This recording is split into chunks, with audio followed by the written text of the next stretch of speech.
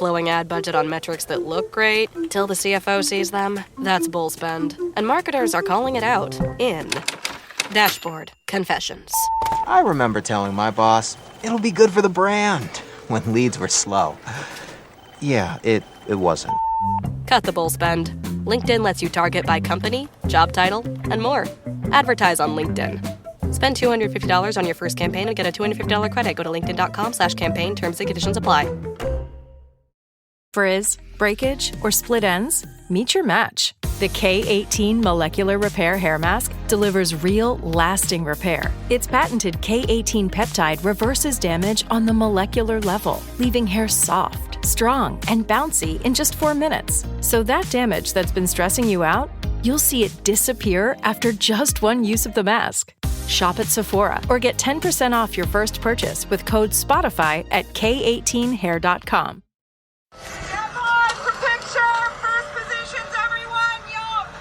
And action!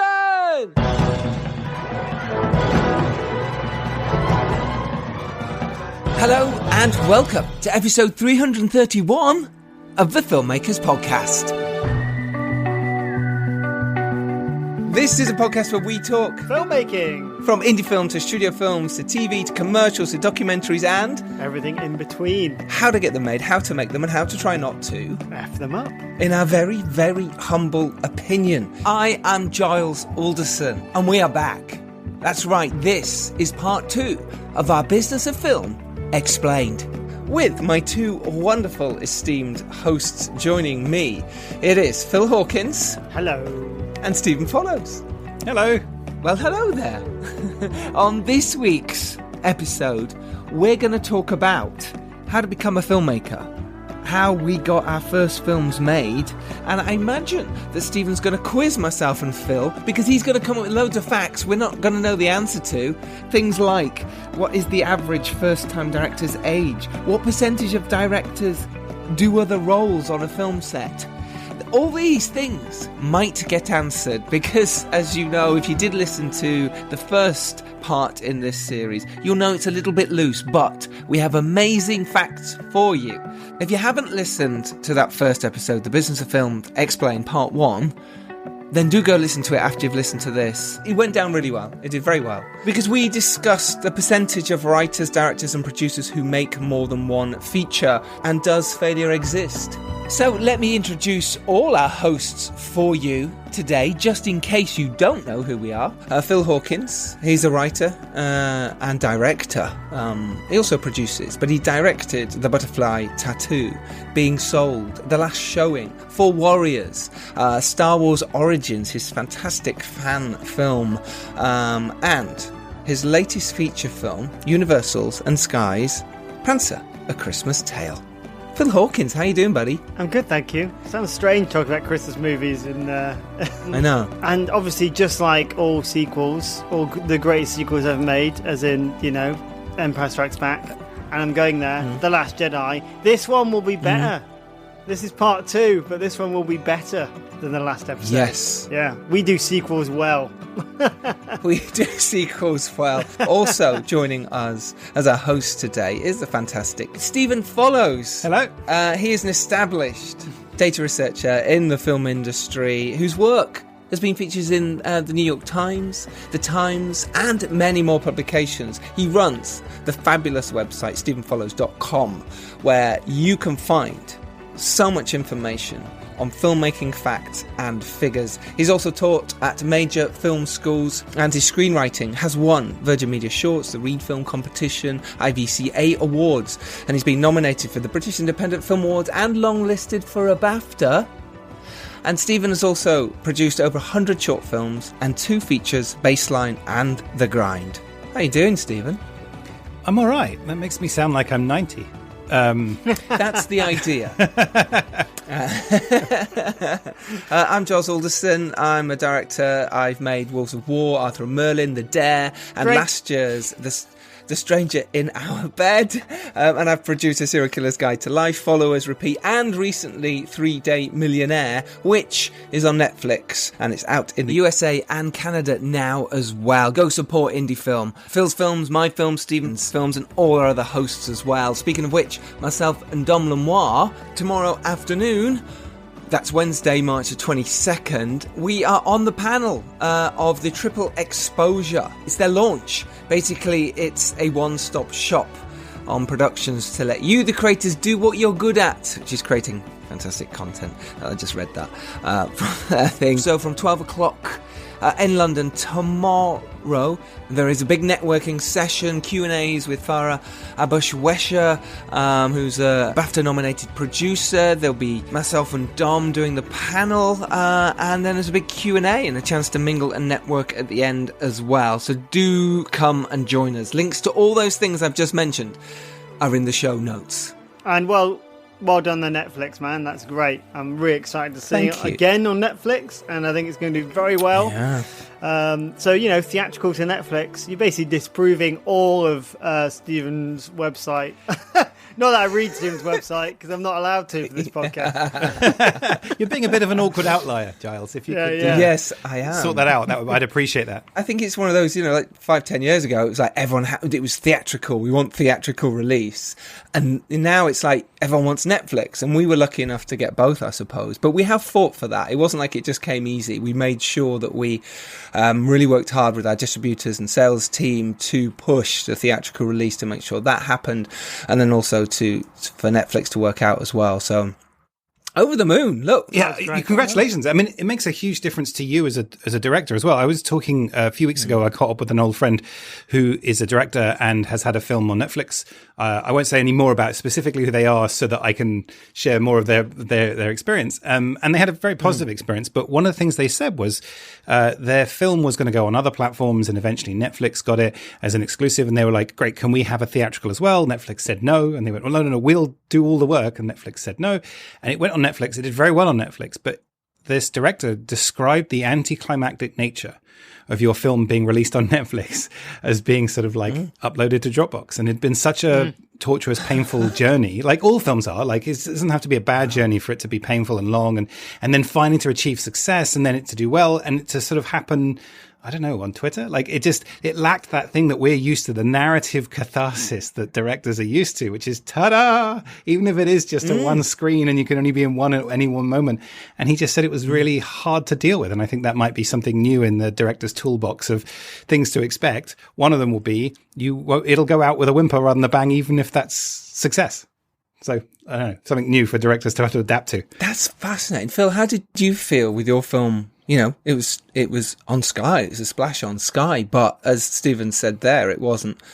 He didn't have that theatrical moment. That it was just that moment. Yeah, it was. Did it feel different? It was fun because there was a few like sort of in inverted commas theatrical experiences because Sky did show it across the country for Sky members, and I went to a few screenings, private screening, crew screenings, things like that, and so it's nice to see it with an audience because I hadn't actually watched it with an audience throughout the whole post. Nice. But the funny thing is, it's still really lovely getting a package in the post and you cut it open and it's got like a soundtrack CD and a Blu-ray and a DVD in it. You're like, oh, it's real, it exists. Even though like I'm a direct-to-DVD Blu-ray snob, like, but like it's nice to know it's physical and it's real because I've had a few things that been released on Netflix. One of it's being last showing, and that was through Sony, and it was on there for a while, and then they just disappeared, and everyone was like, "Oh, where's your film gone?" I was like, "Oh, probably background, next Halloween," because it was kind of a horror movie, and nope. But then it popped up on a random March at some point or something randomly, and then was off again. So like no idea like what happens in that way. So it's kind of that. It's strange, yeah. It's not Netflix isn't forever, and as we know with HBO and the whole Discovery buyout and everything that's going on at the moment, it's kind of your films go up there and then they don't write, they don't call, they just leave the home, and then maybe you get a card at Christmas or Halloween if it's a horror film, but that's all you get nowadays. It's terrible. It's a strange one. You birthed these things. Yeah. You brought them into the world. Yeah. That said, it's still great and it's brilliant for the film, and a crap ton of people are going to watch it. More people will watch it than ever would have done, you know. Yeah. More people have probably seen 3-Day Millionaire than had during that whole cinema run and all the press we did and all the posts. Isn't that amazing? Well, I'll go you one further. Because of their algorithmic nature, there are people out there who you made your film for. Yes. Intentionally or unintentionally, as in some people you had in mind, some types of people you had in mind, and some other people that actually, for whatever their viewing history overlaps that Netflix has pushed this, it's gone big on their screen, and they've gone, oh my God, look at that. And then they've watched it. And like, you can't see any of that. You can't measure any of that, but you can be damn sure they'll do that because it's in Netflix's interest. So there are people out there who, for whom your movie was a big release, and they were excited because they were targeted and they loved it. You just can't prove that. Yeah, that's what's interesting is you can't put anything on it. You can't come out. That's what's amazing about the Q&A tour, the cinema run, is we could speak to the audience afterwards and fill in yours as well. You know, Prancer, A Christmas Tale. You could get the vibe of the audience. You could see that live. When it's on Netflix, it's kind of there. It's a thing, and also it's free now, which is also a worry. You know what I mean? Because you still want people you need to make money. That's the whole point of making films as well. Of course, it getting out there in the world and making a difference and all that. But you've got to pay your investors back. That's what's important to me. And now next time you see your auntie at whatever family gathering and they're like, so what, you're a filmmaker. Oh, what do you make? What do you do? But movies on Netflix. Oh, okay, cool. Instant validation. Yes. I did want to pick you up on one point now, because this is the business of film section. When you said you have to pay your investors back, unfortunately, that comes with an asterisk in the film industry, which is you either have to pay them back or find new investors for the next film. And that sadly, is correct, Stephen. I think that's the way films work. No, I'm not to say that they won't be paid back, but that's not to say they will or won't. But that's how more films are made, through new investors than repeat investors. And it could be because the novelty of investing in a film, even if you've had the return, is less so the second time round, or people's life experience changes.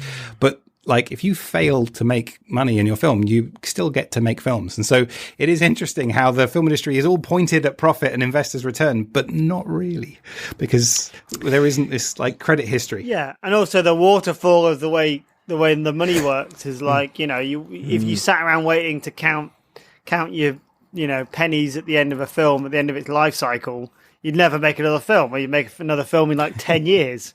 So, so you've got to seek out those investors, or even just the thing about having it on Netflix. You go, well, in the public eye, in the investor's eye, then the film is successful. I'm using air quotes. I realised I'm on a podcast, but you know, yes, and it just validates. But it's true. It's the stamp, like it's the stamp of approval. It does. And that is fascinating, because I remember even being on set and some of the actors were saying, this film would be perfect for Netflix. And it's right, it would be. But that's why we wanted to do the release first rather than go straight onto Netflix, because at least that way we can make some money back, you know, through the cinema release and through the, you know, the streaming services before Netflix. Because like say, once it's on Netflix, people go, oh, it's free, I'm not going to go buy it elsewhere. The good thing about our deal is that it's not going to be on there for too long. It means that we can still then go back to the other platforms. We've got other countries we're releasing in. But, you know, it's an amazing thing for the filmmaker. It looks great. Yeah. But yeah, it is that whole, okay, how do you work it out with the investor? And of course we got paid by Netflix. So it's a good deal. Yeah. But it comes with lots of caveats as a filmmaker, and you've got to make that choice. It is fascinating. I love it. So, as Stephen said, this is the business of film explained. Probably with an exclamation mark at the end. And last time we did this, like I said, we're going to do this monthly. That's the plan anyway. But because it's been awards season, it has been difficult to fit them all in. We had so many amazing guests, we couldn't not say yes. So because of that, we want to do this as a fabulous experiment to talk through questions from you, the listener, about what you want us to answer, especially having someone like Stephen join us for this, because we can go deep with the facts. So, boys, we did get a question. We got quite a few, actually, but I think this one is the one we should tackle. Shall I read it out and then we can make a decision? Yeah, let's do it. Go for it. Okay, great. You both just nodded. Why did we great nod? for a podcast. Again, podcast. Sorry. I love it. Okay, so this listener question is from Lucille Howe. And she asks, how did you break the duck and get your first film financed? It's a good question, but I wanted to tie that in with the whole question about, well, how do you become a director? You know, how we got our first film melody is great, and we can talk about that, and we've talked about it a lot on the podcast, but we're happy to dive into it. But I think what I think will make a really interesting topic is, how do you become a director? How do you become a filmmaker, and the facts and figures around that? What do we think? Sounds great. Yeah, sounds like a great idea. I'll tell you the first thing that you don't do, which is you don't wait for permission. Because no one's going to give you permission, or you can give yourself permission. They have the same outcome depending on whether you want to put yourself up or push others down. But I think in both cases, there isn't a place you can go to get the proper amount of money you need to properly make your film. And there isn't a place where you go in as a keen wannabe and come out as a director with the badge and the gun. And you're now able to practice. In both cases, how do you finance your film and how do you become a director? I think you just start doing it. And then you do it badly and it doesn't work, and then you do it a bit better and a bit better. And I don't know, Phil, did you have a moment when you sort of were baptized and became a director, or did it just sort of slowly happen over time? Yeah, I mean, the pearly gates of the BFI opened for me, and I walked in, and they gave me a tweed suit and a membership card. And they must have been so delighted. They must have been, Phil, you're finally here. God, no. Yeah. Who is this guy from the council estate in Manchester? Get lost. No, for me, it was like I always wanted to be a director, so therefore I am. Therefore I was, whatever you want to say. Because I've been making shorts, since I was like 10, 11 years old. So, and I was directing, I think my first kind of proper feeling that I was a director was when I actually directed one of our year school plays, and directed like the whole year kind of production. And then, my name was on the program. I was like, wow, that's a pretty big deal. And then probably the first commercial I directed where I had a check, an actual paper check with my name on it. And that was for directing. I was like, wow, I'd frame that if I didn't have to cash it and spend every single penny of it right now. But yeah, in terms of feeling like a director, no, I just kind of did it, I suppose. And cracked on and tried to get better, and was equally frustrated that was my film school, was just making loads of shorts that were terrible, but hopefully everyone I made was slightly better than the last one, either technically or storytelling wise or whatever. I was just trying to progress. Yeah. It took me 10 years to feel like a director. During that, I mean, I suppose maybe I always felt like a director, but what I mean is until I made my first feature. Yeah. And it's that weird thing that's just me. Everyone's different, and you've made a load of shorts and they've done what they've done. You're a music video director. You make documentaries, whatever it is you make, adverts. You're a director. As soon as you turn over on a camera, you're a director. There's no question about it for me. You don't need qualifications. You don't need to go to film school. If that's what you want to do, you can do it by just doing it, and you can get better. But I just remember that 10 years was so painful and so difficult. I suppose I came from it from a different angle. Being an actor, I was able to bring on some good people for my shorts. James Friend, who's just won an Oscar for All Quiet on the Western Front. He was the DOP on my first official short as a director. That was because he'd done a feature that I was in, so I just asked him. But I don't know, I always had that feeling I wanted to direct, but I was too scared of it because I was trying to act. It was like, it'll get in the way. And certainly 10 years ago, that was the case. You didn't do both. Now it's kind of, you can act, you can direct, you can produce, you can write. No one has an issue with it now, but 10 years ago, I felt like people did, or maybe it was my own issue. And I did everything. Like Phil, I made shorts, music videos, documentaries, terrible bar mitzvah videos, whatever I could get my hands on. And I learned how to shoot. I learned how to hold a camera. I learned how to edit, which I think made me a better director than learning how to shoot. Even though, of course, that did too. But learning to edit made me realize when I'm on set what I needed and what I didn't, because I've been in the edit so much, cutting together all these terrible, terrible videos I made over this time. So for me, it took me a long time to feel like a director. And even now, it's still weird sometimes saying it. I went to the opticians the other day and they literally went, "Oh, so what's your occupation?" "Film director." And it was so weird. They sort of had that look, "Oh, yeah, you're a film director." And it was like, Yeah, that's weird. I don't know how to. Why do you say that rather than actor? Is it because they'll ask you what you've been in, and or because like what's the follow-up question? Well, I don't act anymore, but yes. But when I did, I was always quite embarrassed by saying it. It was really weird, and I'd done loads, Coronation Street, and done a load of films, Damned United, I Want Candy, etc., etc. Load of indies, but I always felt strange saying it. I had this weird, I'm an actor, and they go, "Oh, what have I seen you in?" You go, "You probably haven't." You just felt terrible. But the directing side for me is I feel at home. As soon as I turned over on my first short, I felt at home. It was like, oh, wow, this is something special. This is amazing. And definitely coming from the acting side helps. What about you, Stephen? For that, obviously not director, but producing side as well. Yeah, I mean, it's difficult with producing. I think because, with acting, certainly, you're not technically acting in the crudest of senses until you're on set in some way or in rehearsals or whatever. So you do get hired and then do it in some way. It's not totally linear, but there's still some linearity to it. But with producing, it's like as soon as you decide to start making it, and even when you're failing to make it or haven't yet made the film, you are producing. And it's the same with writing. When you open up Word and you start typing, you're a writer, or even when you're conceiving of ideas and characters, like it's a vague spectrum of things rather than a hard moment where like you pass the bar exam and you are a lawyer. Before that you weren't, or you get your doctorate or whatever in other fields. Yeah. And I think that's harder. So I think it is, some people become producers and I guess directors in their minds first and then in the real world, and other people it might be the other way around. Like you were saying, it took you a while to think of it like that. But I mean, there is a lot, when you look at the data, there is a lot of overlap between directing and other jobs as well, because it's interesting to see that directing it's not the sum total of all the jobs, but you've got to control all the departments. And so it is a bit of everything as well as it's being its own thing.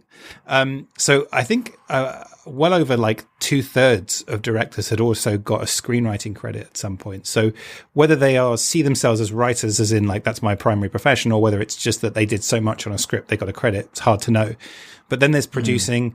Cast is quite a common thing, although it's not necessarily in their own movies, but about 1/3 of directors have also had a proper acting credit. I wonder what you thought the next role was. Like, what's the overlap of other key department roles? Well, Phil, what do you reckon? Where should directors come from, or at least other roles that would benefit the role of director? No, so just to clarify, just go through the first two. Oh, sorry, again. I forgot. We have to do this as a quiz so that Phil can get the chance to get points. Yeah. I forgot. Sorry. Okay, sorry. I'm only here for the competition. I don't care about anything else. I just want to win. Which, considering your performance last week, suggests that you should probably have other reasons for coming. Because I think it was 2-0 to Giles. It's got that guy's. I thought I did well, and obviously I now remember that I didn't. Okay, fine. Oh dear. Yeah, you're talking to the wrong guy. I'm one of those people that take science and statistics and twist them to fake news. So I won last time. Yeah. To be fair, you did well last time. You did well. Coming second is good. Second out of 2. Taking part that counts. So taking part. Okay, so here's the question. So what I was looking at, this was a study of, this was all movies that were in US cinemas in the 1990s, 2000s and 2010s. So like last 30 years of movies. I loved them. Big movie fan of all that period.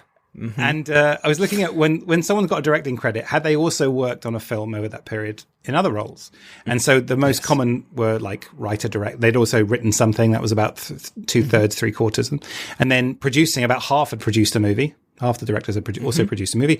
About 1/3 of the directors had also been in the cast of a movie as an actor of some kind. What was the next role? So the crew role that was fourth most common for directors.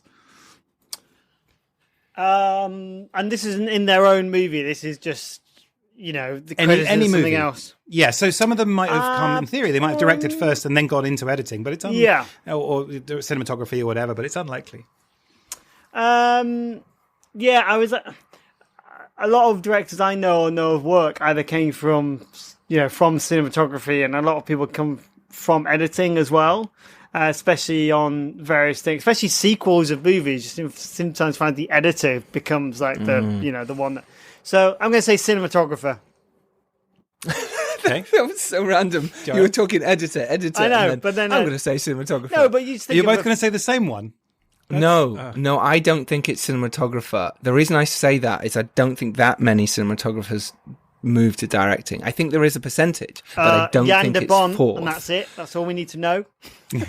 Yeah, no, he's amazing. There's no question about it. But I mean, originally the idea was you were a first AD. You work through your Wally crew Pfister. levels. You work through from whatever it is, production assistant, third AD, second AD potentially, and then first AD, and then potentially you go on to direct. But I think Phil hit the nail on the head a little bit with editors, because you said actors. I'm going with editor. Can I just say how much I'm very much enjoying being on this podcast? And yet again, Giles, you have scored the points. It is an editor, and then followed by cinematographer. You did so beautifully, I can't believe so wonderfully that you must be doing this on purpose. There was such style in the way you lost there. You did. And do you know what's so interesting about this as well is that every time Phil has gone first, which is interesting because then maybe that helps me. Yeah, so, I'm just saying. Well, maybe I'll go to give you a little second bit of next credit, Phil. and I'll just, all right, okay. Thank you. Well, Phil, I'll give you a bonus round that only goes to you, so you can't lose here. You can only get a bonus point, right? Just remembered how much I hate this podcast. Go on. Yeah, I was is like, surprised when you said little how Phil. much you enjoyed it last week. I was like, oh, okay. But now I remember. Now I Game remember on. being here, looking at your little face with your statistics reflected in your glasses. Give me crap. What can I say? Okay, so this is a bonus point. You can't lose. You can only get a bonus. This is just win or we carry on. Right. Okay. So within, let's say 1%, what percentage of directors were also a cinematographer at least just once? Because you named two people, right? So two people would not be a high percentage. No, but no, what that's percentage too of much directors off my head. over that 30-year period had also been a cinematographer on a movie at least just once? Okay, I'm going to go really low then and go like 7%.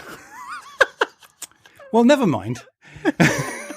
Well, what I can say is the editing role was 10%. So 10% of directors had edited at least once of each film. With cinematographers, it was only 3.6%, which is really low. And then after that, it starts to become like very, very, very few indeed. The next after that was composer, which I never would have guessed. But I think that's not so much composers becoming directors. I think it's the odd director humming a tune or doing more. I mean, actually, I don't mean to be dismissive. I just mean it's that way. Humming a tune. Well, also, Eastwood might be a lot of this data. Whenever you can talk about age of directors in a minute, and one of the problems is that Eastwood's very old and makes many films, and so you have to make a call as to whether how much he represents the average, director's experience. But it's interesting with stunts. It's about 1% of directors have had a stunt credit and things like that. And I think what's happening here is that we think of exactly as Phil did. Like I did exactly the same thing that he did, thinking of those two people because they've had such clear careers in both that it kind of like makes you think. But actually, the vast majority of those crew roles are quite siloed.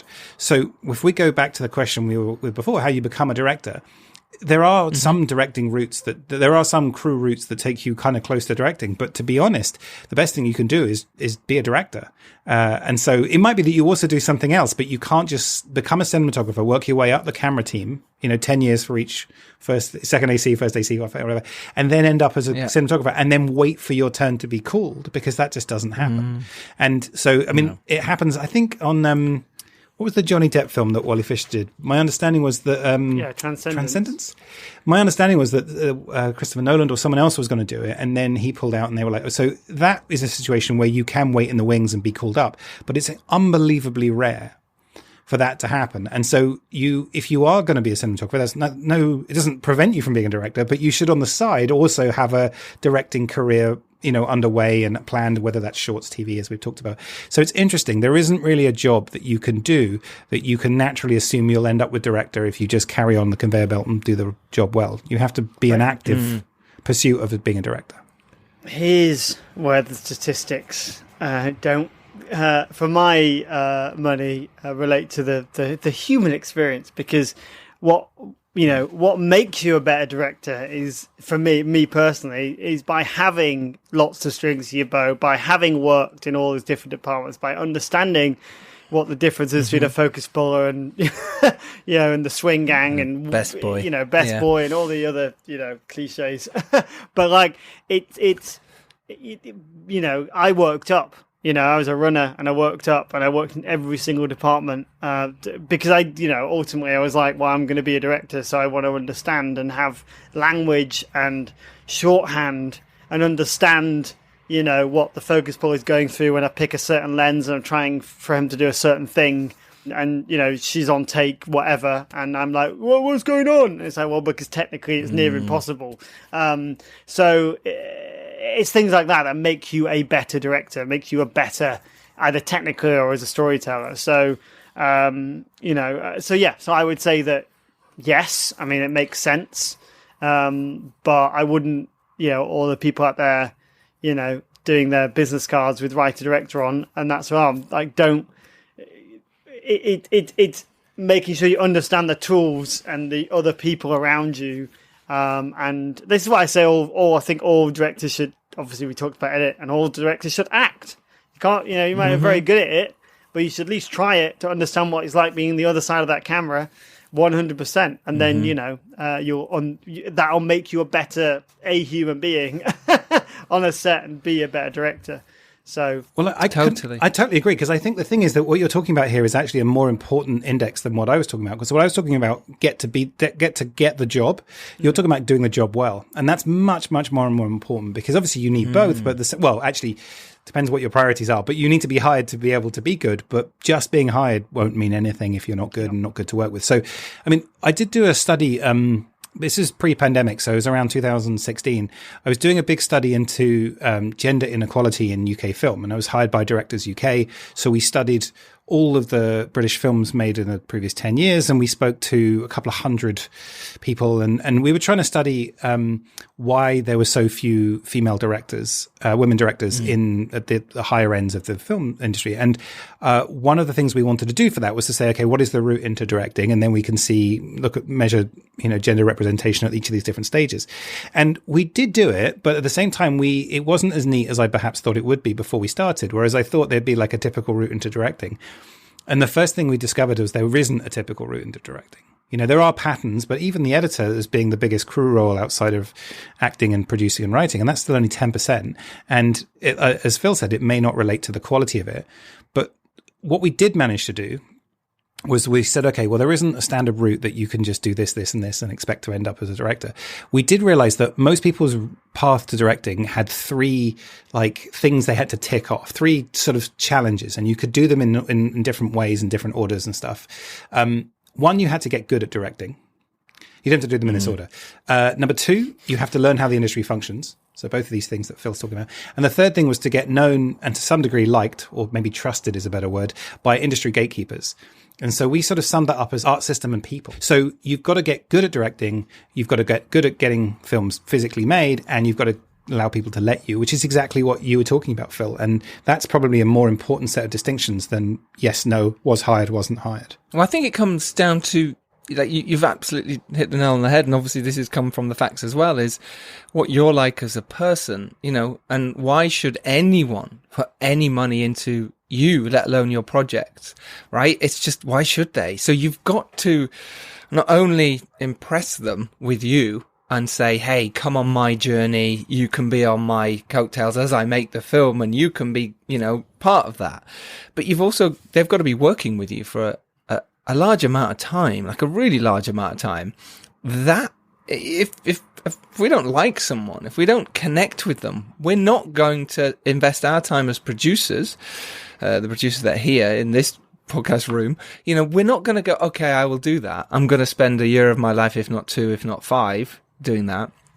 We're just not. So that's a huge part of it. Skill is really important, but if you're not a nice person, people won't work with you. There's not enough time in this life to spend time doing that.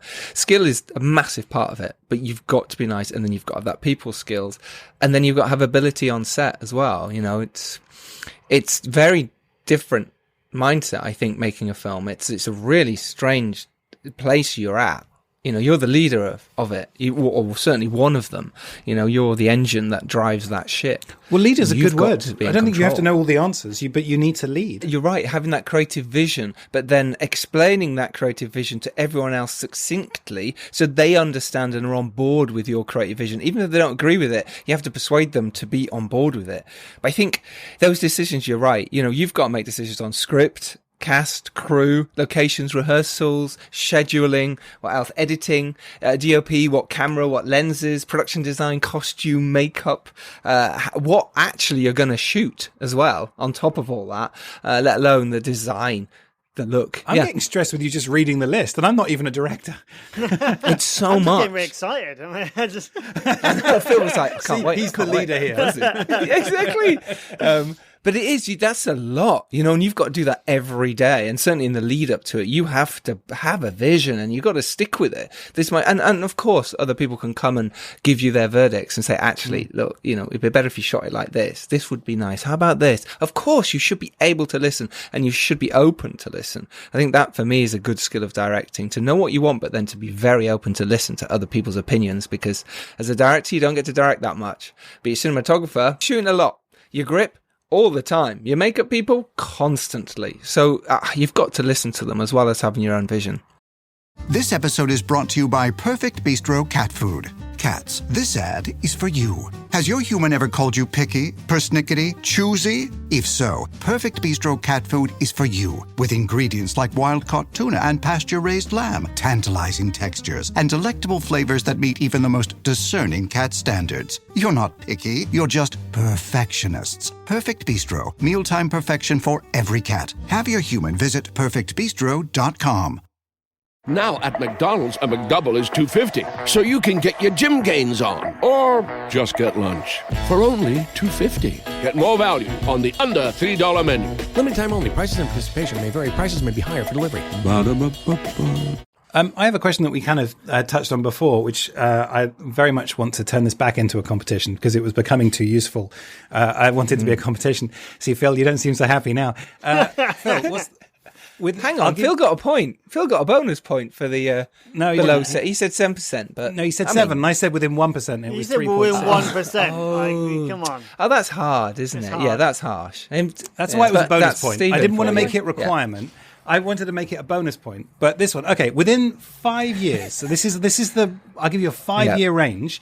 What's the average age of a director? So let me set the criteria. This is a director of 20 years of film. So this is 2000 to 2019 films in US cinemas. So let's, big films. In just cinemas. Live action. Big films. In cinemas, yeah. Like not like the biggest films, but film, as in like not just blockbusters, but films that reached the cinema in the US, in North America. Okay. Live action, fiction, feature films. Over a 20-year period, what was the average age of the director within 5 years? 57. Okay. I like the confidence. Again, that's a director answering. Phil's gone first again. That's helped me. That's what I was going to answer. I have no idea. That was just an illustration of came in, first thing in my head, 57. Yeah, I think you're not far off, because if you think of like Ridley Scott, you think of Clint Eastwood, these people who are messing the algorithms up a little bit here, and all those people who are trying to make films, by the time they've got into a big cinema release like that, they've really often over 40. Obviously, there's quite a few who do make it younger. I think Phil's not far off with 57, but I don't know. You need to give different answers to Phil, otherwise it doesn't become Exactly, of course. It's within a 5-year thing, so, you know. I think it might be in the 40s, so I'm going to go with 49, and it's probably maybe a little bit higher. This format keeps on giving. It's 47 and a half.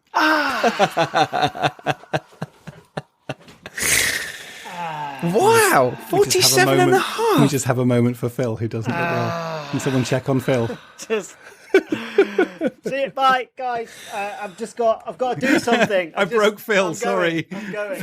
We've broken Phil's gone. His screen is now empty. Please come back, Phil. Evacuated his box. No, he wasn't that. He wasn't that sad. It's fine. He just left it. Yeah. So I mean, it has 47. Yeah, and it's been getting older. Wow. So, like, if we look at if films in 2000, it was 45, and then by 2019, it was 50. So it is getting older, but it's interesting because it's like under 30-year-olds only account for 2% of directors. So under 30 is the same as over 75. There really is a clustering around sort of 40s and 50s. So both of you, your instincts were right, because I think when I did this research a few years ago, was assuming it would be a bit younger, just because I don't know. As you're entering the industry, you're interacting with more younger people. But this is, as you guys correctly deduced, like the final chunk of the career path if that is your chosen destination, feature films. And so there are people also who have stuck around for a long time as well. And like we said, Eastwood and Spielberg's still making films, and that sort of pulls up the average as well. But yeah, first films, it's a lot lower. Like 40 was first time directors, and then 48, 49 for repeat directors. So, but that makes sense because you can't make a second film until you've made a first film. So and so which genres, there's no points in this one. This is just for fun. Which genres do you think have the oldest or young? Okay, you can have points if you want, but I'm just, why not? All right. I don't know I'll why tell you we what, bother. this is bonus points. Feels over it. Giles, you have so many of them. How can you be after more? I know, just I'd be share. more worried about keeping your clean sweep. That's what I would be more No, worried just about. enjoy it. What are you, enjoy Phil's 4-0? So, which genres? We can talk loosely. It doesn't have to be exact ones. But which genres have the oldest directors and the youngest directors? What do you reckon? At either end of the spectrum, which genres of movies? Okay. I think horror has the youngest. Okay. Why is that? Why do you think that? Well, I think it's easier in a sense to get a horror made, and I don't mean that in any derogatory way. I just feel like, you can go to the woods and shoot a horror, but you're shooting a thriller, you need more locations, you need more money, you need more time. I feel like it is kind of, and has been, an entry level gateway. It was mine, that's how I got in. Doesn't mean that's the case, but that's what I feel, that's my instinct, and I feel that Westerns are the oldest. Okay, Phil, what do you reckon? It might be thrillers, but I'm going with Westerns. Yeah, I was going to say the same. I was going to say horror. Can't copy. What? We had this. You can't copy? This is how I win, Phil. This is why I win. I wait for you to give the answer, and then I go the opposite. And I just win. Yeah, Phil gets it wrong, and then but then if you know the answer, right but then if you're right again, that disproves it. Yeah, that would just be really I was talking messy. horror, but then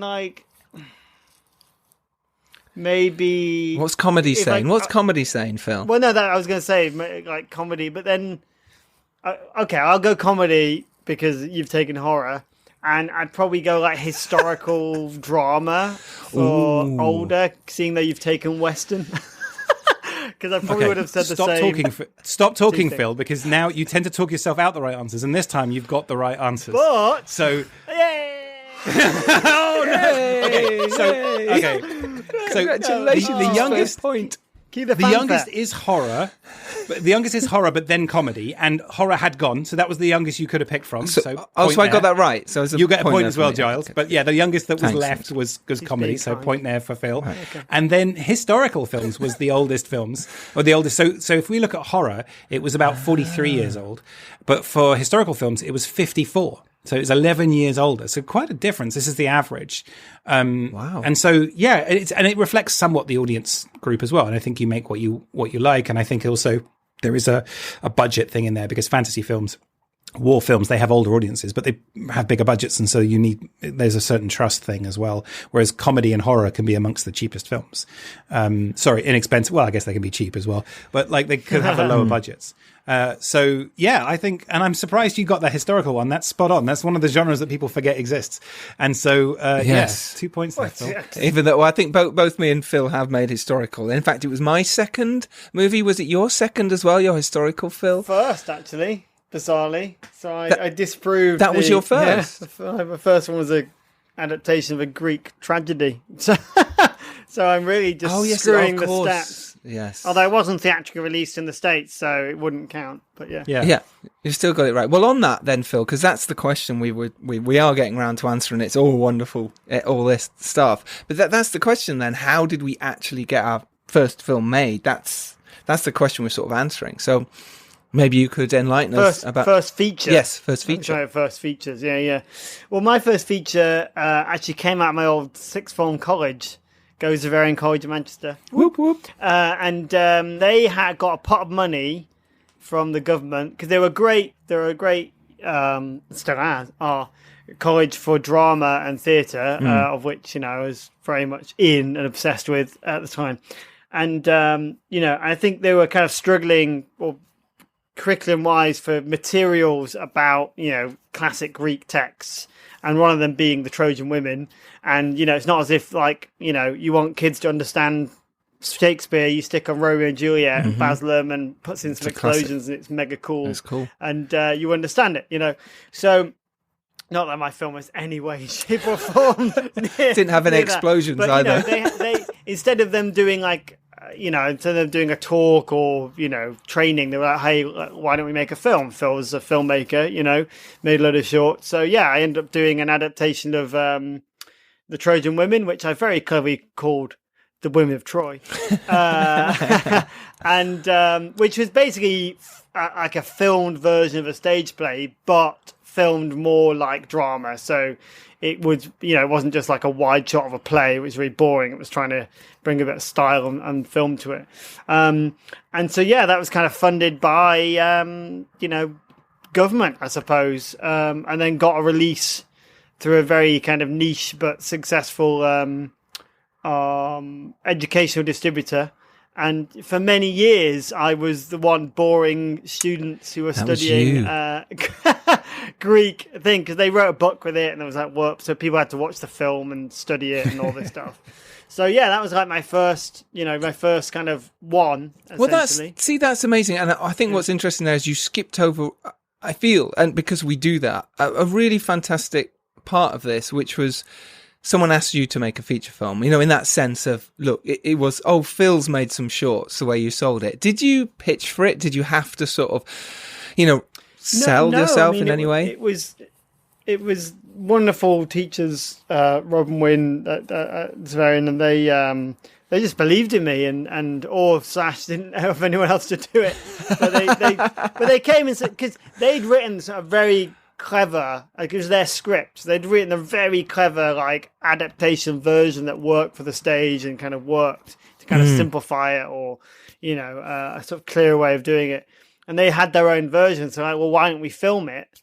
And then, this is many years ago. I don't know whether I said, well, what?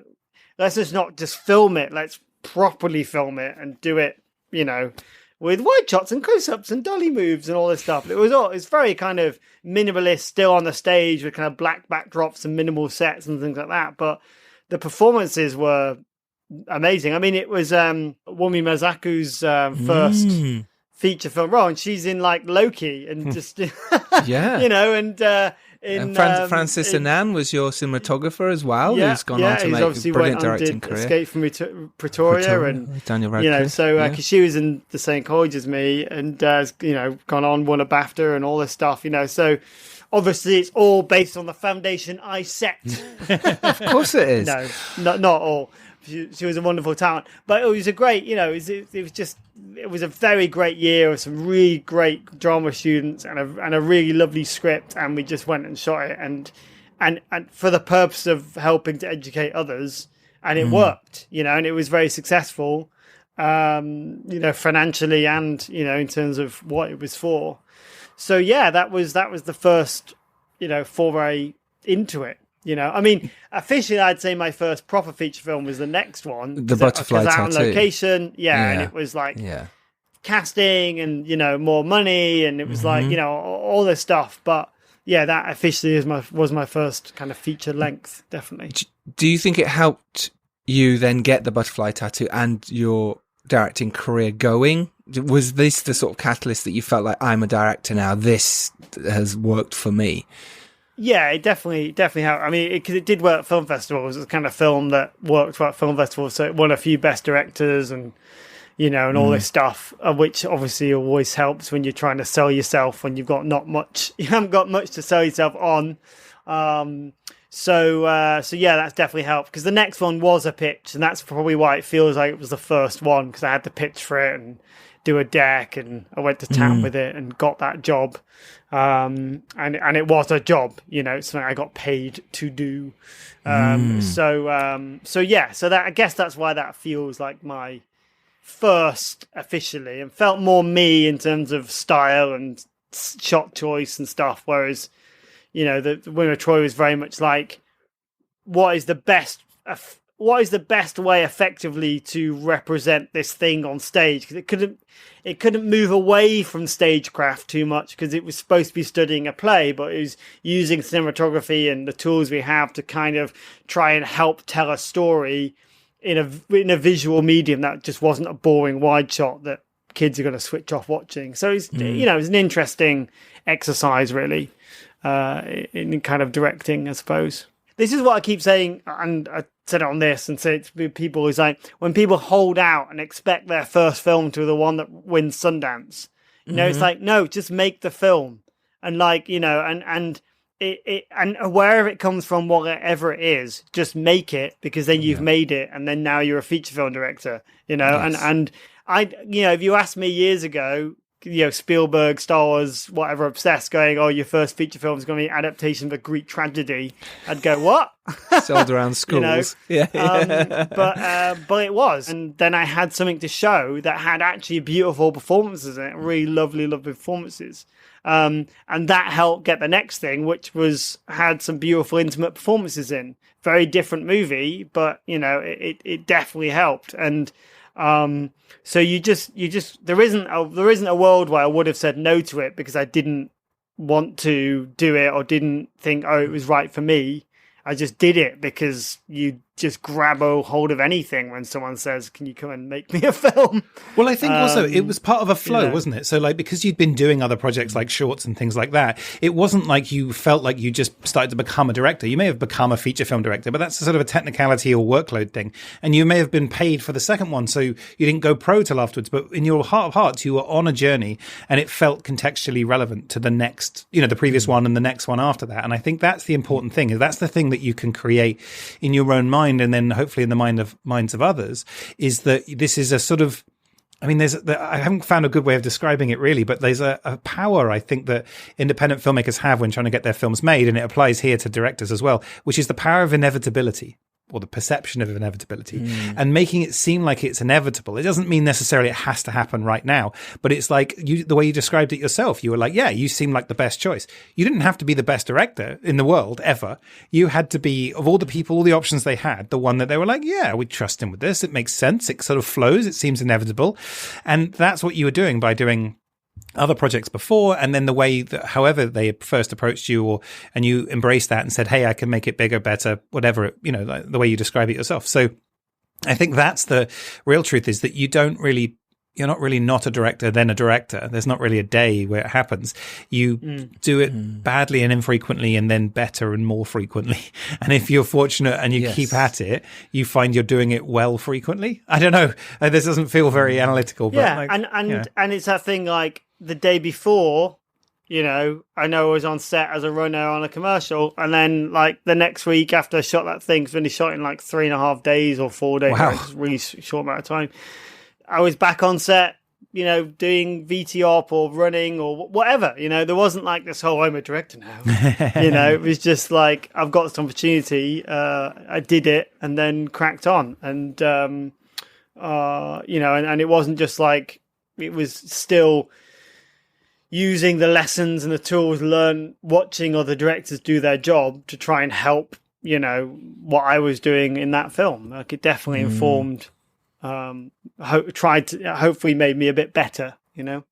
I think people get bogged down in their first film has to be this big success. I think it's something that a lot of filmmakers who are wanting to make their first film go, no, it has to do really well. I just don't agree with that. I think your first film has to get made.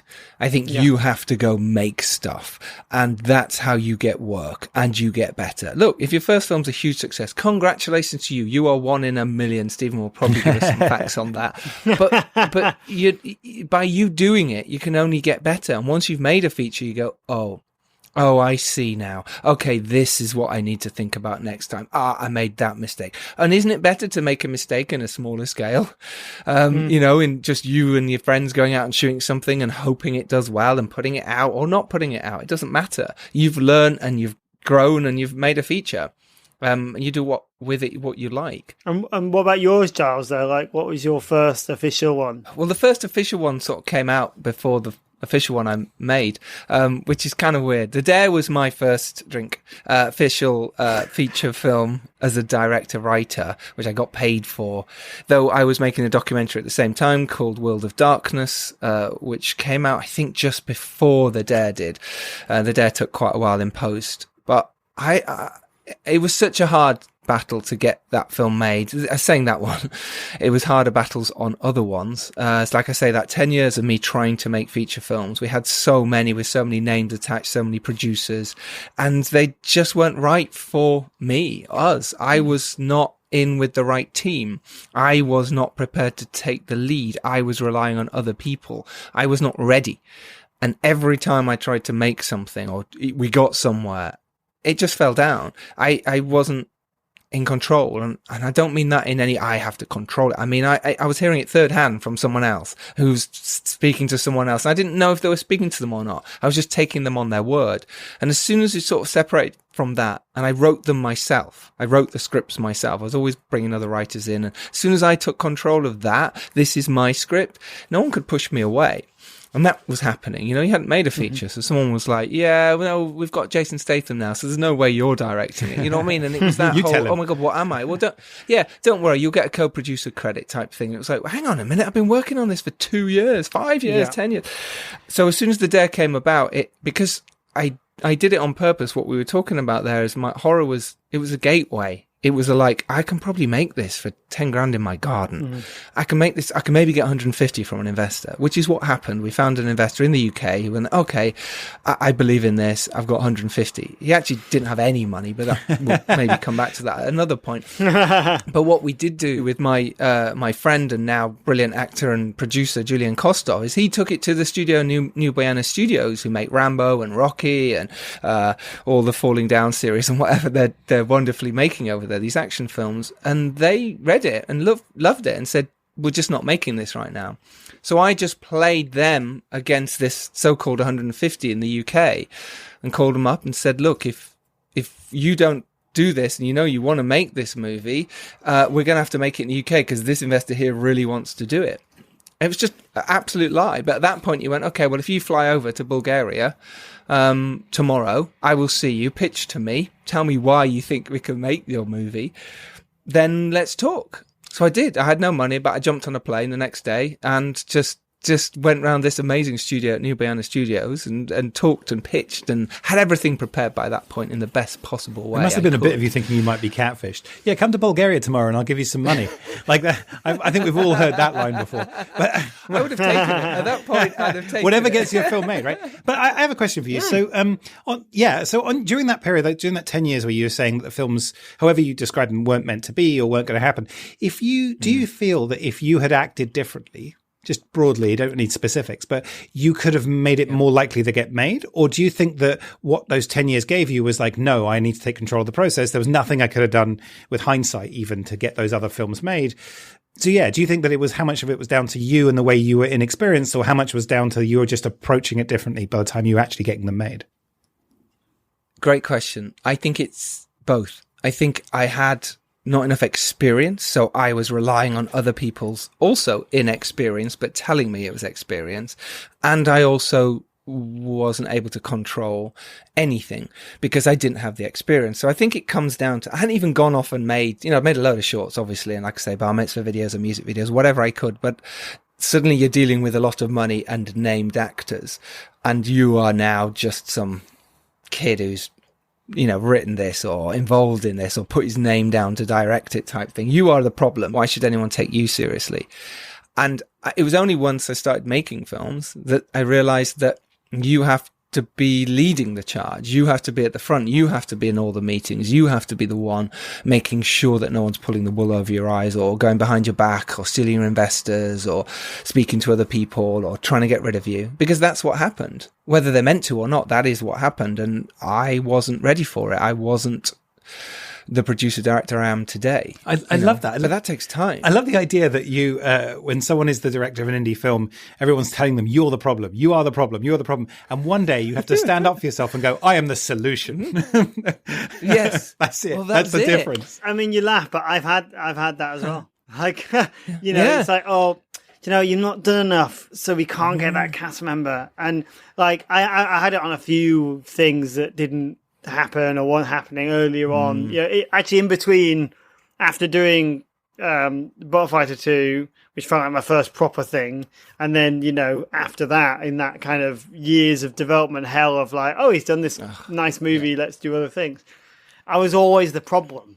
And I just, to everyone else, that it's like, well, if you had done more films, or if you had won more awards, or if it released better, then we could have got Paul Bettany, or I don't know why I popped in there, or whoever. Phil, how dare you be you? How dare you have done what you've done? You are ruining everything. Because you've that 10 years you're talking about something of like the rejections and the failures and the kind of things that didn't happen. It hardened you, and also with experience, you go, actually, do you know what? This isn't me. Actually, it's actually because you don't have the connection to that person, to that thing, or you don't have the money to put down for them to take it as a serious offer, or you don't even know, how to do this, that, and the other, and it just you become, and it was really frustrating for a time that you become the scapegoat of something to the point where on the kind of last time it was happening, I remember I could put the phone on conference call or something.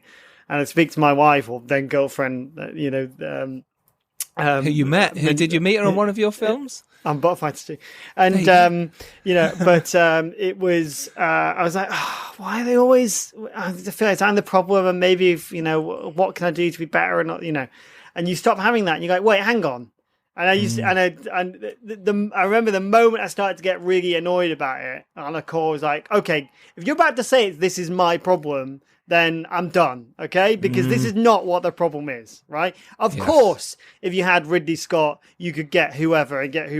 Same with distributors or sales agents going, just come back to us when you got an A-lister. You're like, dude, if I've got an A-lister, I'm not calling you. Well, that's the big thing, isn't it? Like, I'm calling the one 3 tiers above you, mate. Like, I'm calling up A24 right now, and I'm not talking to you.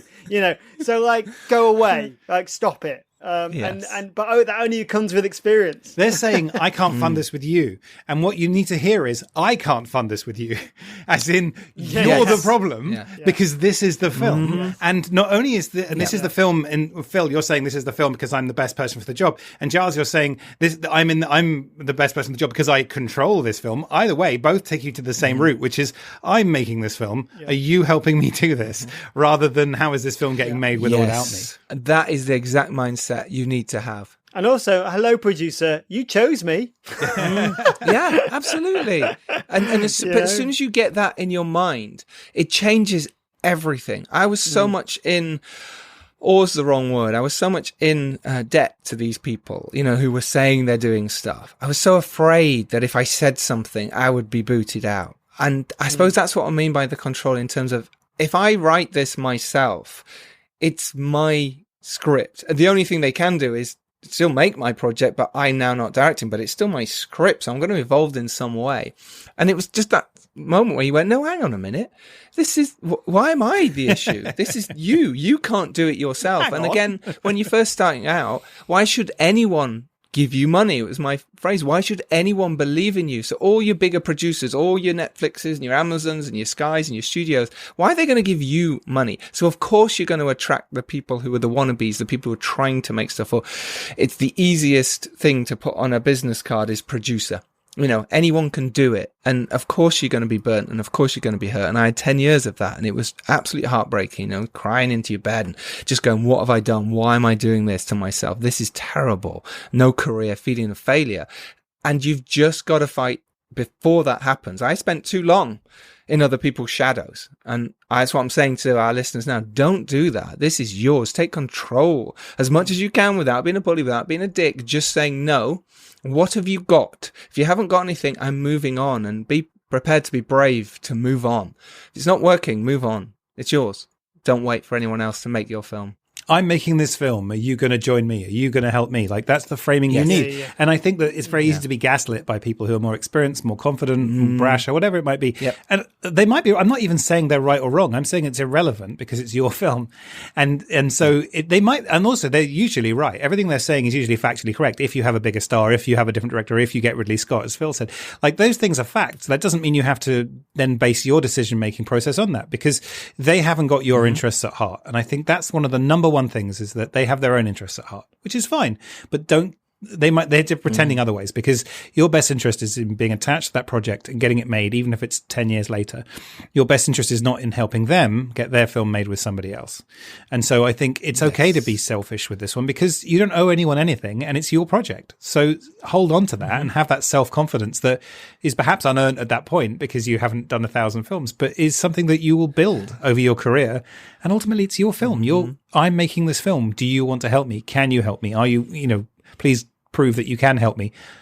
You can't be replaced on this film. It's just that's not this film. Mm-hmm. Yep, I love it. I love that. What about you, Stephen? How did you get your first sort of features? How were you involved in that way? I was doing lots of shorts, and I was also I was doing bits of teaching, but I also like helping. I have a very poor attention span, so I like helping people with projects because it involves cups of tea and telling them, oh, that sounds bad, or, what I would do. And then I leave, and then I come back a week later and they say, oh, thank you, Stephen, you really helped. And I'm like, I really didn't. And so I was doing a lot of that, which was my memory of it being utterly enjoyable, just, helping people, meeting people. And I'm inspired by filmmakers and I'm inspired by people trying to do things. And so that was kind of fun. And, one of them just sort of grew and grew and grew, and they sort of asked me to come on board in a bigger and bigger sense. And so it wasn't so much unintentional, but I didn't have like, I must make a feature, I must produce something, and I must do it deliberately. It was sort of, I still chose to do it, but it sort of happened bit by bit. I think I was initially advising them because they'd already shot a load of stuff, and it grew, and then there were reshoots, and then one spawned another film, and then we did that one. And the thing is that I got to a point where it's not that I didn't want to produce, but I think that I thought that producing features would be where I wanted to go. And once I got there, I'd be really happy. And actually the reverse happened, which is that I produced some features and I was like, well, I can. And I could certainly have done it better. And it wasn't that I nailed it, but more just that I had done it and I could see a path of improving over, years and decades, but it didn't give me what I wanted.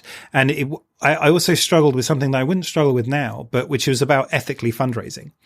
Because as far as I could see, the films just wouldn't make money, or at least had a very low chance of it. And I found it very difficult to work out how I could ethically go to an investor and say, give me your money. Now I have much better answers, and not really because of my data stuff, but just because I've come to understand that, yeah, sure, films are just as unlikely to make money as I always thought, but people don't put money in for money reasons, or not purely money reasons. They're putting it on for a host of reasons. And if someone is genuinely trying to turn £1 into 2, they don't come to film. Whereas if they want to have a safer investment, but also have some fun or interest or support the art or the person, then you can deliver on that 100%. The return on investment for giving money to the opera is 0. And golf, 0. Getting a boat, 0. Having film, wow, that's amazing. They want to get involved. They want to see how it works. They want to come to the festival. They want to be on set. Plus, maybe they'll get some money back. And great. And so, now, many years later, I've sort of overcome that. But at the time, I was like, well, this isn't what I want to do. And this isn't a way I feel I can be me. And I was still making shorts, and I'd worked out a route of making shorts professionally because they turned into viral videos for campaigns and charities. And we did lots of stuff with Friends of the Earth. And even there, we were working with like names. We worked with Ian McKellen and Lily James. Yes. And, we got to work with Stephen Fry and, people that were doing interesting things. So I kind of ended up being more of a kind of filmmaker than a producer, and features were less interesting for me to make, but I was still interested in the people and the role. And that's where my kind of career split, where I carried on with my production company, which I set up and co-run with Edward Dark, and I was the creative director for a long time. And so I'd write the projects and produce bits of them until we had other producers in-house. And so one half of my life was professionally making short films, again, I guess, which turned into adverts and things. And then I still wanted to be in the film industry, which is when I started sharing my data research and stuff. And so I kind of previously thought that everything had to come from producing features. And then I realized I just could take the 2 bits I liked, producing short content, creating content, and then also being around filmmakers, helping filmmakers. And so sometimes that's one of the reasons, we talked last time about people making second films. It's not a failure not to make a second film, because you might learn in the process of doing that, well, actually, there are other places I can get what I want. And for me, I learned that I didn't need to do the role as I'd previously thought about it. I could split it up and get my jollies from 2 different places that added up to a whole and added up to what I wanted it to be.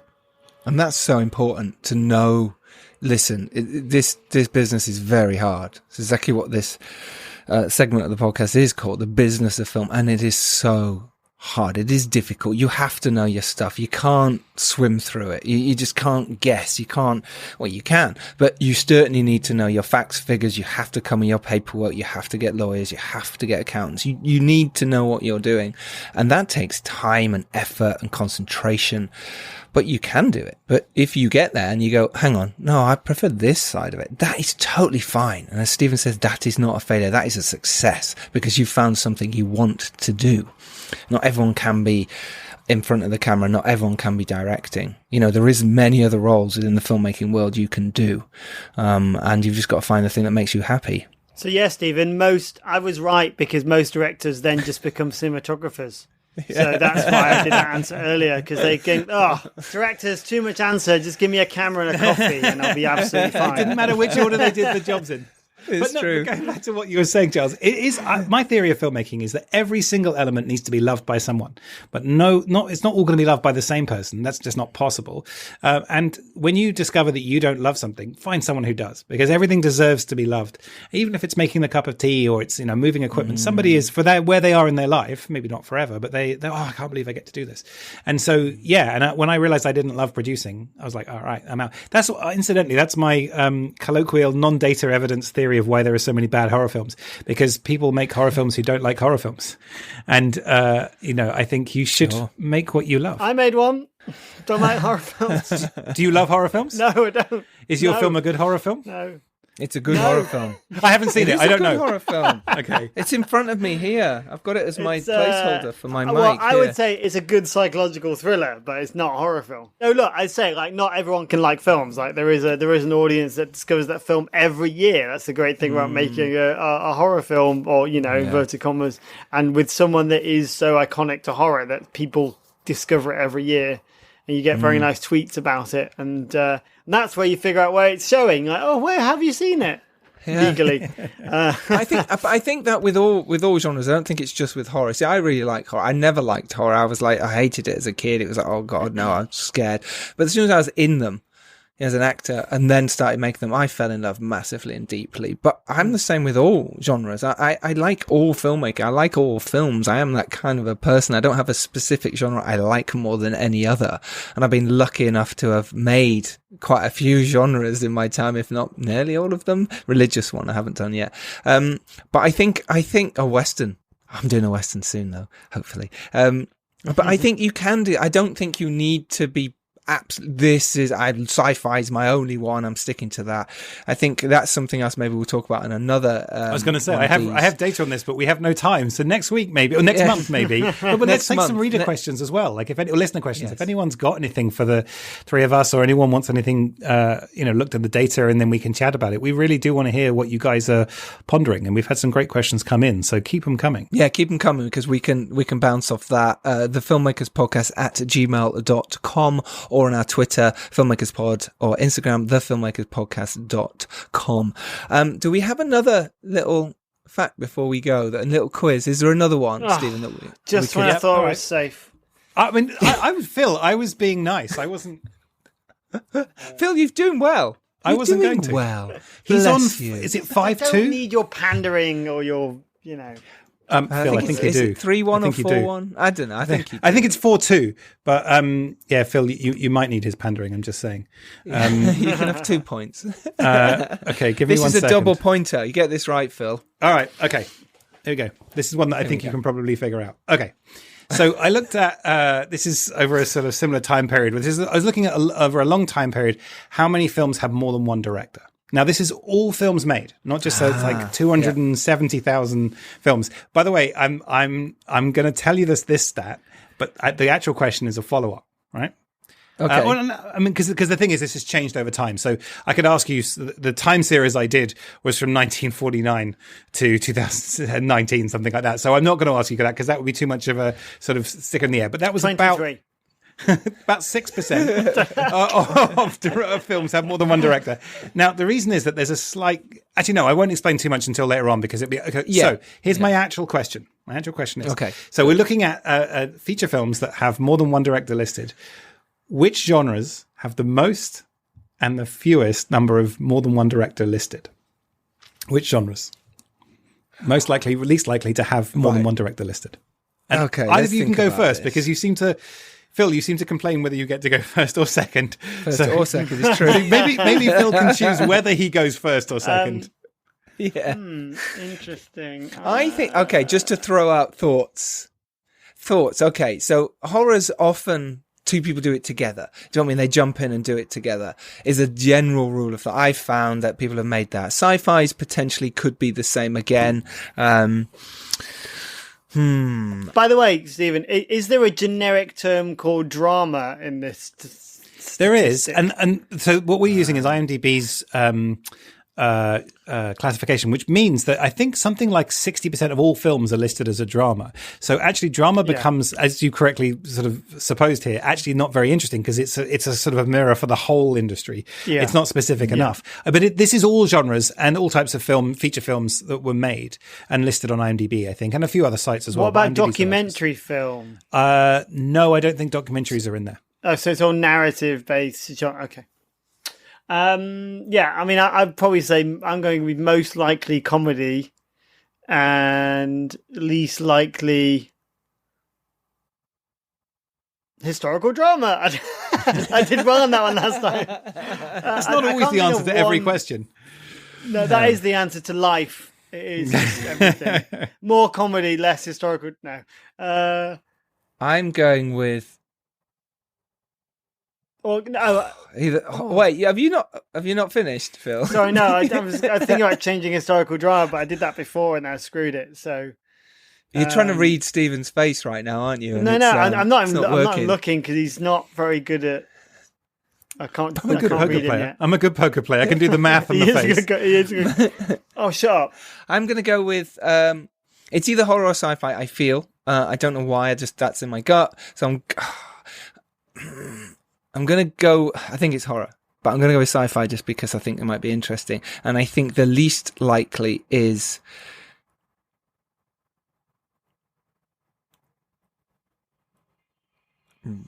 Is religious one? Is that one of your... It's not, no. Okay, all right. Then that will be thrillers. Well, you're both wrong on all fronts. And neither of you have mentioned either genre. I think at any point in today's podcast. Well, how about, maybe let me explain the reason. Biopics. Sorry. No, let me explain the reason, and then I'll give you another guess, but no points for obvious reasons. So, the part of the reason that there are fewer directors films with more than one director is because the Directors Guild of America says that actually they can only have one director in very rare situations when someone's career, like the Farrelly brothers or the Coen brothers or whatever, have always done it together. They make exceptions, but I seem to remember that Frank Miller had to leave was it Rodriguez had to leave for Sin City because they wanted two directors and they were refused. So it's very rare the DGA allow it. Now, this isn't just films approved by the DGA because this is all films made, but that has an effect on the industry where the director is seen as a singular role. But so as a clue for a pointless answer, as in no points can be awarded, the DGA doesn't control all types of films. There is one genre they don't control, and that's the one with the highest percentage of films with more than one director. And it's not documentary. It's an IMDb genre. And there is one genre that the Directors Guild of America are not in charge of. Action. No, it can't be. They're in charge of action. Yeah. But we didn't say action. And action is probably up there. You'll kick yourself. This is interesting. We will. Wait, are we just forgetting genres? There's only 20 genres on IMDb and one of them's documentary and it's not included in this. So there's only 19 left. I promise you it's not a trick question. It's not like short films or something. People are probably screaming at the podcast. Is it a film that is... Oh, animation. Animation. Animation. So animation have their own I unions. was assuming live action. No, but I didn't say that. But yeah, it's interesting because I know, like because you're sneaky. Yeah. All right, fair enough. I'll take that. You nearly said it, Phil, but you said narrative, and I went. I know, I did. I was listening out for that. I was hoping you wouldn't say that because I'd have to correct you. But over 20% of animated films have more than one director, and obviously we can't. And so it's interesting to say we don't know whether if the DGA rules weren't there, suddenly more people would do it or not. But because directing an animation has a completely different life cycle to a sort of shoot-based film, if you want to call it that, no matter what the other genre is, because you're, in pre-production filming for a relatively short period of time, considering your length on the whole project, and then in post, whereas an animation, you're almost always making all of it in a sense, and you can jump things out and re-edit. And so, over a fifth of animations have more than one director, and you think about the Lego movie and stuff like that. But the other end of the spectrum was romance, which was just 5%. And so romantic films are least likely to have two directors, which seems funny because it's about two people connecting, most romances, but maybe it's about rom-coms. Vision, or maybe it is about, and horror was up there, by the way. Horror was of all the non-animated films, that was 10% likely to have. So, but I think that also skews towards indie as well, because I think many more horror films are independent films, so they're not under the DGA's rules. So it's kind of, there's a few factors going on there, but it is generally a solitary job where you're constantly talking to people, because it is mostly in your own head. And if you're going to go towards being a director of union films, especially in America, you do have to consider that you are going to be by yourself, and you're going to be lonely a lot with thousands of people asking you questions all the time. Again, getting excited thankfully. and me terrified. Fascinating. This has been amazing. Again, I've really, really enjoyed this. We'll be back again in a month's time, if not just before or after. So as Stephen said, get your questions in, whatever you want us to answer, facts, figures, find out, and you want us to know or have this fun sort of conversation, then please do. The link is in the show notes to that. And do go check out Stephen's website as well, stephenfollows.com. Yeah. I have, and .net. And .org, .xyz. There's another guy called Stephen Follows who just came around afterwards, and I feel sorry for him. But yeah, I know. Right, you bought them all. Good for you. Got 'em all. You've got them all. Links, I didn't want links imposters. to all that. No, exactly. All the links to that will be in the show notes, but do go check it out. It is fantastic. It will help you as a filmmaker. It's really, really interesting to know. Right, there we go. Go make your films, people. I hope you've learned something from this. I hope you felt inspired in any way. And if nothing else, that Phil lost again in the quiz that is now becoming an official quiz. So there is that to look forward to. He only got me on this one so I could be the fall guy. I'm happy. I'm happy with my role. I'm happy. You don't seem happy. I'll just point out a disclaimer. I literally don't read anything. And I think Giles wins because he does read everything. Just put it out there. You can speculate all you like, Phil. Also, Phil, you don't have to convince us you're not reading it. We know. We do know you're reading it. You just forgot. Touche, my friend. To be fair, you are on set at the moment. You're in the middle of making, you're making something, so it's all good. Right? Okay. We will see you next Tuesday, as always. You can go out there and make your films, and if you're lucky enough to rise up and do well, what is it, Phil? Is their duty it's to your duty to send the elevator back down. Send it back down to everyone else. Yeah. Or duty and lift. Yes. It's your duty to send the lift back down. Lift back down. To send the dumbwaiter back down. Yes, exactly. Yeah. Stephen Follows, thank you. Thank you so much, guys. It's been so much fun. Thank you. Yeah. Thank you very much. Bye, everyone. See you next Tuesday. Bye. Bye.